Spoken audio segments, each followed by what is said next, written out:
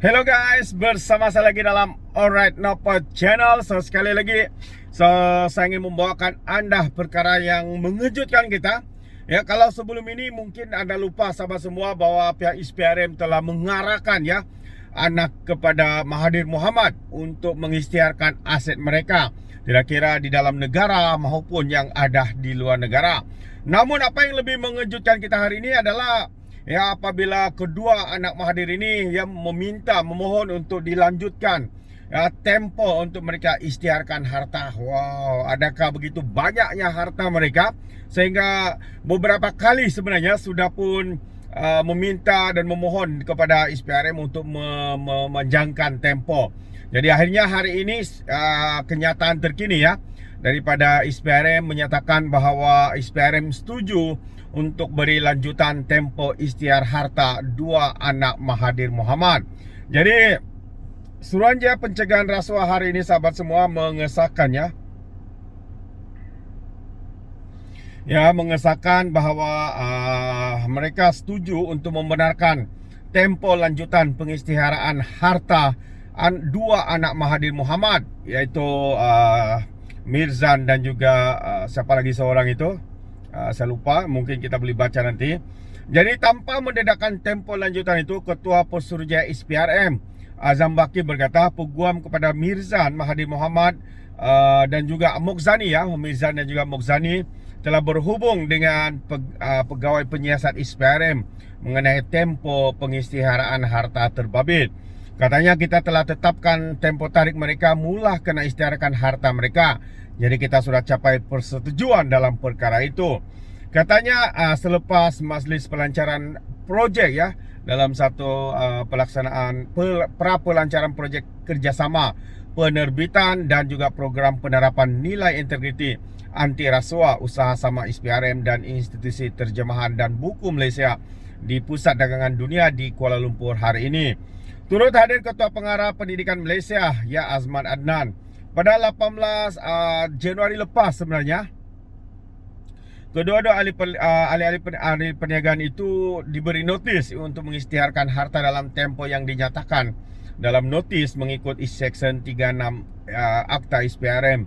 Pada masa yang sama, iaitu pada 24 Mei lepas, portal berita tempatan melaporkan kedua-dua anak Mahathir itu memohon lanjutan tempo pengisytiharan harta walaupun telah diberikan sebelum ini.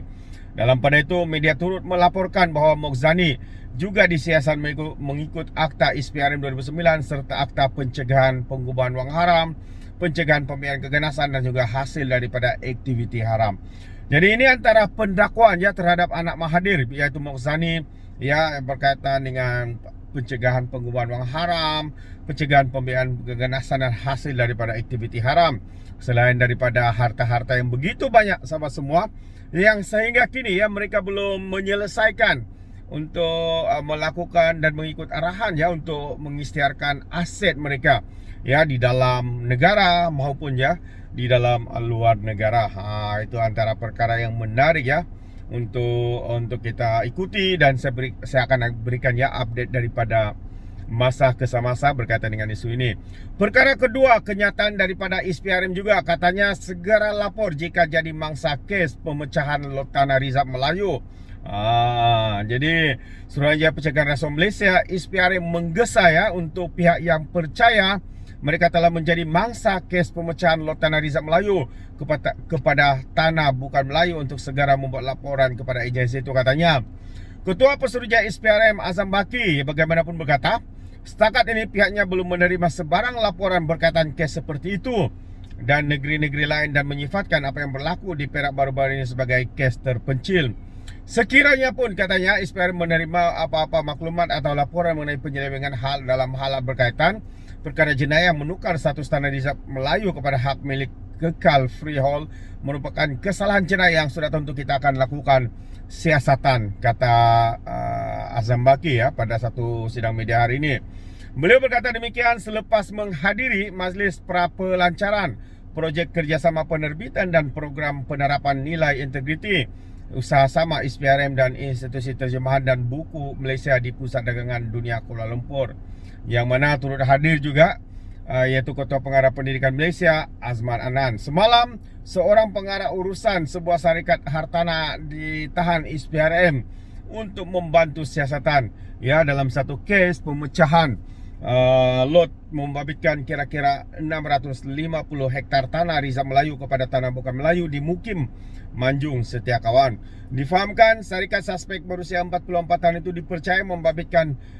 dipercayai terbabit melakukan pemecahan lot di Mukim berkenaan menjadi Tanah Bukan Melayu, seterusnya dijual menjadi lot rumah dan juga banglo. Jadi siasatan SPRM juga mendapati sejumlah 317 lot dipecahkan kepada individu serta syarikat yang sebagian besarnya adalah bukan Melayu. Jadi penahanan itu adalah rentetan kepada tangkapan seorang bekas timbalan pendaftar hak milik pejabat tanah dan galian yang sudah dituduh di Mahkamah Seksyen Ipoh bulan lalu.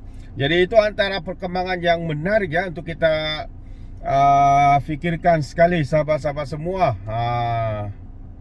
Dan satu perkara lagi yang agak mengejutkan kita adalah apabila pihak polis ya, ini kalau tadi ya update daripada pihak SPRM, tapi hari ini sedang tular sebenarnya isu terkait ya pegawai di dakwaan pengawal ya peribadi TMG dikatakan memukul OKU. Jadi kalau kita lihat pihak polis telah pun membuka kertas siasatan ya berkaitan dengan isu ini. Dan kejadian seorang orang kurang upaya OKU dipukul oleh pengawal peribadi seorang kerabat diraja di sebuah hotel di Kuala Lumpur semalam. Jadi pengarah Jabatan Siasatan Jenayah Bukit Aman ya berkata polis telah pun membuka kertas siasatan setelah mangsa yang bekerja sebagai pemandu e-hailing membuat laporan polis. Saya mengesahkan mangsa telah membuat laporan polis katanya, dan kita masih menyiasat dan setakat ini belum ada sebarang tangkapan. Jadi kes disiasat mengikut Seksyen 323 Kanun Keseksaan. Siasatan lanjut sedang dijalankan katanya kepada pemberita ya di Bukit Aman, Kuala Lumpur pagi tadi. Dia diminta mengenai dakwaan mengenai dakwaan pengawal peribadi seorang kerabat diraja menyerang mangsa. Insiden tersebut telah tular di media sosial sejak semalam. Soalnya tidak mendedahkan nama kerabat diraja tersebut. Bagaimanapun media melaporkan identitas sebagai pengawal peribadi Tuanku Mahkota Johor. Kejadian yang didakwa itu berlaku di sebuah hotel di Brickfield, Kuala Lumpur. Pengawal peribadi itu didakwa memukul pemandu OKU berusia 46 tahun dan mengarahkannya mengalihkan kenderaan yang menunggu di lobi sebuah hotel 5 bintang tidak jauh dari KL Central. Mangsa yang pegak mendapatkan rawatan di Hospital Kuala Lumpur dan membuat laporan polis. Dan The Sun juga melaporkan polis merampas telefon dan kamera keretanya bagi membantu siasatan. Jadi itu antara kenyataan ya terkini daripada pihak polis berkaitan dengan isu yang hangat ya diperkatakan di media sosial ketika ini. Jadi sahabat semua, itu antara perkembangan yang menarik ya saya kongsikan. Yang pertama tadi berkaitan dengan anak kepada Mahathir, Mirzan dan juga Mokzani yang dikatakan telah memohon, dan permohonan mereka telah diterima oleh SPRM untuk melanjutkan tempo untuk mereka mengisytiharkan aset mereka. Jadi sampai di sini sahabat semua. Sekiranya anda mau berikan sebarang komen, pandangan ya, anda boleh berikan di dalam ruangan komen. Jadi terima kasih. Izinkan saya untuk mengundurkan diri, dan seperti biasa peribahasa mengatakan tapak pun kangkap dua ton keinginan. Dalam bahasa Melayunya tepuk dada tanya selera. Sekian saja daripada Alright Nampak Channel. Kita berjumpa lagi. Bye bye.